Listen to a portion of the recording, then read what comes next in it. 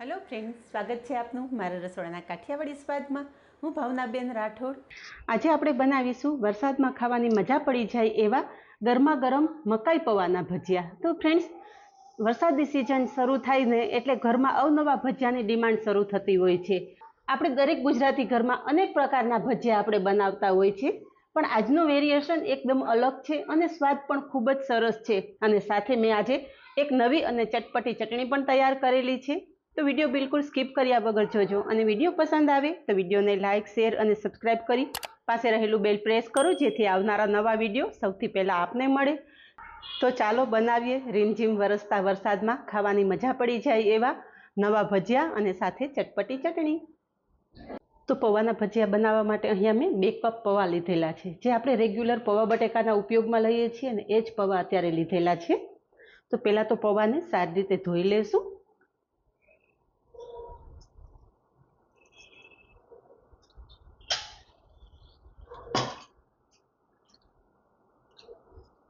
Extra पाणी काढी लेशुं। आ रीते हाथेथी चोळीने पौवाने 2 पाणीए धोई लेशुं। अहींया 2 पाणीथी पौवा धोई लीधा छे अने पौवा एकदम सरस चोखा थई गया छे। हवे आ पौवा उपर थोडुं पाणी छांटी देशुं।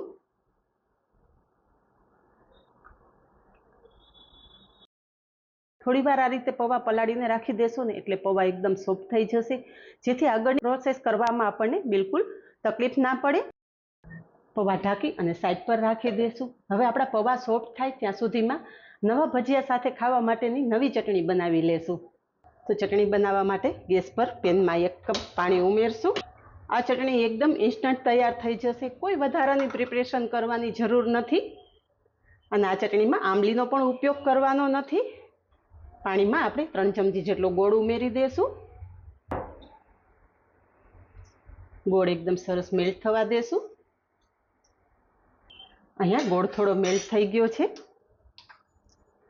तो आज आपणे आंबलीना उपयोग वगर चटणी बनाववानी छे एटले आपणे आमचूर पाउडरनो उपयोग करशुं। तो 2 चमची आमचूर पाउडर उमेरुं छुं।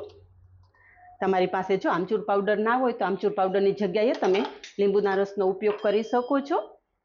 आ आमचूर पाउडर मैं घरे बनावेलो छे, जेनो विडियो तमारी साथे शेर करेलो छे। लिंक तमने डिस्क्रिप्शन बॉक्स में आपी दईश। स्वाद प्रमाणे मीठुं उमेरशुं અને 1 ચમચી લાલ મરચું પાવડર ઉમેરશું। બધું સારી રીતે મિક્સ કરી લેશું। અહીંયા બધું એકદમ સરસ મિક્સ થઈ ગયું છે। તો ચટણીને થિકનેસ આપવા માટે અહીંયા મેં 1 ચમચી જેટલો આરારૂટ પાવડર લીધેલો છે। થોડું પાણી ઉમેરી અને સ્લરી તૈયાર કરી લેશું। આરારૂટ પાવડરની જગ્યાએ તમે કોર્નફ્લોર પણ લઈ શકો છો। चटणीनी थिकनेस तमारे केटली जोईए ए प्रमाणे तमारे आरारूट पाउडर उमेरवानो रहेशे। अत्यारे हूँ 1 चमची जेटलो उमेरी रही छूं। थोड़ो थोड़ो आ रीते मिश्रण उमेरता जवानुं अने मिक्स करता जवानुं। तो अहींया तमे जोई शको छो के आरारूट पाउडरनुं आपणे मिश्रण चटणीमां उमेरता ज चटणी एकदम सरस घट थई गई छे। थोड़ीवार आ रीते हलावतुं रहेवानुं। आरारूट पाउडर झड़पथी थिकनेस पकड़ी लेतो होय छे, एटले आरारूट पाउडरनो उपयोग बहु ओछो ज करवानो। 1 चमची जेटला पाउडरमां तमारे आ चटणी तैयार थई जशे। जो कोर्नफ्लोर तमे उमेरता होय तो थोड़ो वधारे जरूर पड़शे।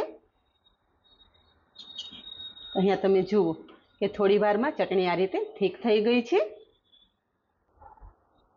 अहींया चटणी सरस घट थई गई छे। तो थोड़ो गरम मसालो पाउडर उमेरशुं। थोड़ी फ्रेश कोथमरी पण उमेरी देशुं। बधुं एकदम सरस मिक्स करी देशुं। गैसनी फ्लेम बंद करी देशुं। आ चटणी ठंडी थशे एटले वधारे घट थशे, एटले चटणीनी थिकनेस आ रीते राखी अने तमारी गैसनी फ्लेम बंद करी देवानी। जो अत्यारे तमे एकदम घट चटणी तैयार करशो ने तो चटणी ठंडी थया पछी वधारे घट थई जशे, एटले अत्यारे चटणीनी कन्सिस्टन्सी बरोबर छे। छेल्ले चटणीमां थोड़ा आपणे मगजतरीना बिया उमेरी देशुं। मगजतरीना बिया उमेरवा टोटली ऑप्शनल छे। हवे आपणा पौवा चेक करी लईए। थोड़ी वार पछी पौवा चेक करीए तो अहींया तमे जुओ के पौवा थोड़ा सॉफ्ट थई गया छे। हाथेथी मेश करता मेश पण थई जाय छे। तो पौवा साथे थोड़ा वेजिटेबल उमेरी देशुं। તો વેજીટેબલમાં અહીંયા મેં સ્વીટ કોર્ન ક્રશ કરીને લીધેલા છે, નાનું ગાજર છીણીને લીધું, થોડા કેપ્સિકમ અને એક મીડિયમ સાઇઝની ડુંગળી સમારીને લીધેલી છે. તો બધી જ સામગ્રી પૌવા સાથે ઉમેરી દઈશું. સ્વીટ કોર્ન સાથે આ ભજીયા બહુ મસ્ત લાગે છે. શક્ય હોય તો સ્વીટ કોર્ન ખાસ ઉમેરવા. અત્યારે મારી પાસે હાજર હતા એટલા વેજીટેબલ ઉમેરેલા છે. તમારી પાસે ના હોય એ સ્કીપ કરી દેવાના, અને વધારે તમારી કોઈ ઈચ્છા હોય તો તમે તમારી રીતે વધારાના વેજીટેબલ પણ ઉમેરી શકો છો. હવે એની સાથે જ અહીંયા 3 મરચાં અને એક ટુકડો આદુનો ક્રશ કરીને લીધેલો છે. તો આદુ મરચાં પણ ઉમેરી દઈશું. 1 ચમચી સફેદ તલ, 1 ચમચી સૂકા ધાણા અધકચરા ક્રશ કરીને લીધેલા છે. સૂકા ધાણાનો સ્વાદ પણ આ ભજીયામાં બહુ સરસ આવે છે. સાથે જ ફ્રેશ સમારેલા કોથમરીના પાન પણ ઉમેરી દઈશું અને બધું એક વખત હાથેથી સારી રીતે મિક્સ કરી લેશું. વરસાદની સિઝન શરૂ થાય ને એટલે ફ્રેન્ડ્સ દરેક ઘરમાં ભજીયા બનતા હોય છે, પણ આ રીતે અલગ અલગ ભજીયાની વેરાયટીઓ મળે ને તો ઘરના બધા ખૂબ જ ખુશ થઈ જાય. અહીંયા બધું જ પૌવા સાથે એકદમ હાથેથી ચોળીને મિક્સ કરી દીધું છે.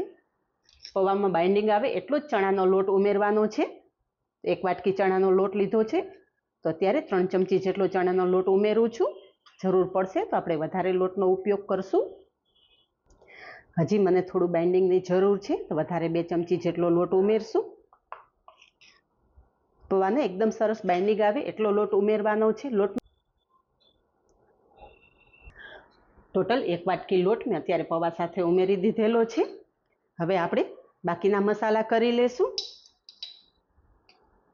તો સ્વાદ પ્રમાણે મીઠું ઉમેરશું, 1 ચમચી લાલ મરચું પાવડર, સાથે અડધી ચમચી હળદર પણ ઉમેરી દેશું. ઉપર થોડું પાણી ઉમેરશું જેથી મસાલા બધા જ મિશ્રણ સાથે એકદમ સરસ મિક્સ થઈ જાય. અહીંયા આપણે અડધા કપથી ઓછું પાણીનો ઉપયોગ કરેલો છે અને મિશ્રણ એક વખત હાથમાં લઈ અને ચેક કરી લેવાનું. જો આ રીતે બાઇન્ડ થતું હોય તો તમારું મિશ્રણ કમ્પ્લીટ તૈયાર છે. પૌવા છૂટા પડતા હોય તો થોડું વધારે પાણી ઉમેરી અને આ રીતે કમ્પ્લીટ કરી લેવાનું. હવે ગરમા ગરમ ભજીયા ઉતારશું. અહીંયા ભજીયા બનાવવા માટે તેલ ગરમ થઈ ગયું છે. તો ગરમ તેલમાંથી આપણે 1 ચમચી જેટલું તેલ તૈયાર કરેલા મિશ્રણ સાથે ઉમેરી દઈશું અને એકદમ સરસ મિક્સ કરી લેશું. થોડું તેલ આ રીતે મિશ્રણમાં ઉમેરવાથી ભજીયા એકદમ ઓઇલ ફ્રી થશે.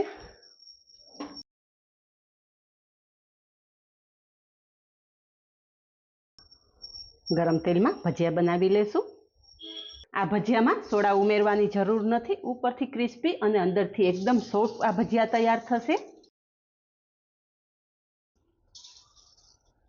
ભજીયા થોડા તળાય એટલે હળવા હાથે પલટાવી લેશું. અહીંયા થોડી જ વારમાં તમે જોઈ શકો છો કે ભજીયાનો કલર એકદમ સરસ ગોલ્ડન આવી ગયો છે.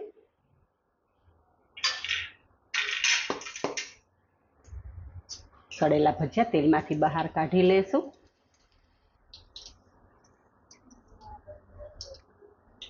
અહીંયા તમે જુઓ કે ભજીયા તેલમાંથી બહાર કાઢતા જ એકદમ ઓઇલ ફ્રી ભજીયા દેખાઈ રહ્યા છે. એક્સ્ટ્રા તેલ નિતારી અને ભજીયા આપણે પ્લેટમાં લઈ લેશું અને આ રીતે બાકીના ભજીયા તૈયાર કરી લેશું. અહીંયા ચટણી ઠંડી થતાં તમે ચટણીની કન્સિસ્ટન્સી જોઈ શકો છો કે જેવી આપણે જોઈએ એવી જ ચટણી તૈયાર થઈ ગઈ છે. તો ચટણી સર્વ કરી દેશું.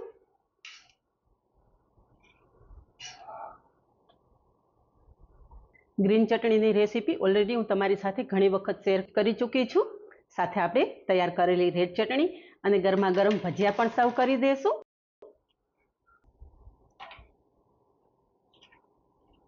ફ્રેન્ડ્સ, ભજીયાનો લુક જોઈને તમે કહી શકો છો કે ભજીયા કેટલા સરસ તૈયાર થયેલા છે. ભજીયો અંદરથી કટ કરતાં તમે જોઈ શકો છો કે એકદમ જાળીદાર ભજીયા તૈયાર થયેલા છે. આ ભજીયામાં આપણે સોડાનો ઉપયોગ કરેલો નથી તો પણ અંદરથી સોફ્ટ અને ઉપરથી ક્રિસ્પી એવા મસ્ત મજાના ભજીયા તૈયાર થયેલા છે. અને સાથે જો આવી ચટપટી ચટણી મળી જાય ને તો ફ્રેન્ડ્સ મજા પડી જાય હો. તો આ જ રીતે બનાવો અને કમેન્ટમાં જણાવો કે પરફેક્ટ માપ સાથે બનેલા મકાઈ પૌવાના ભજીયા સાથે ચટપટી ચટણીની રેસીપી કેવી લાગી. આજે બસ આટલું જ. મળીએ નેક્સ્ટ વિડીયોમાં. ત્યાં સુધી બાય. Thank you.